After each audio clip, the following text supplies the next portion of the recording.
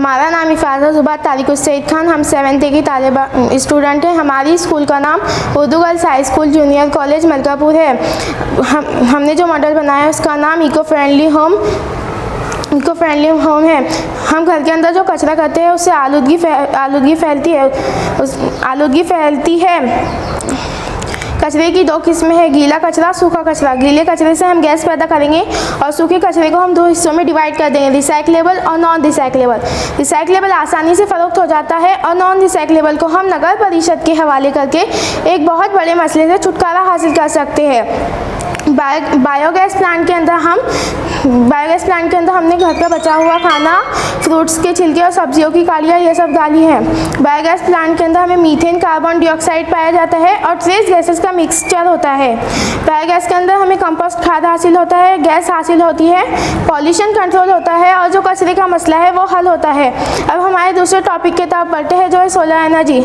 सूरज की रोशनी से हमें बिजली हासिल होती है जो कि सिर्फ हमारे घर की बिजली की ज़रूरत को पूरा कर सके, बल्कि इजाफी बिजली तैयार करके हम गवर्नमेंट को फ़रोख्त कर सकते हैं। जो हम बिजली इस्तेमाल करते हैं वो पेट्रोल और कोयले को जलाकर बनती है, जिससे हवा में आलूदगी फैलती है।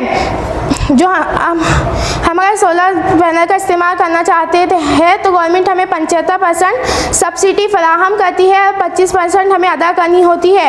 इस तरह हम बिजली के बिल से छुटकारा हासिल कर सकते हैं।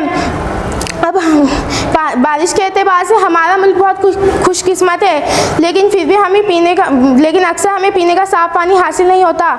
इसका एक हल है rain water harvesting tank.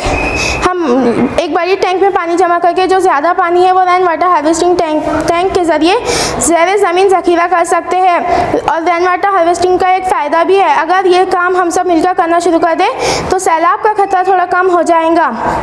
Rain water storage tank में से हम पीने के लिए वाटर प्यूरीफाई करके पी सकते हैं, प्लांट्स में डाल सकते हैं, एनिमल्स को डाल सकते हैं और हम जो हमारी ज़रूरियाती ज़िंदगी है उसमें इस्तेमाल कर सकते हैं। प्लांट्स कार्बन डाइऑक्साइड को जज़्ब करते हैं और हमें ऑक्सीजन देते हैं।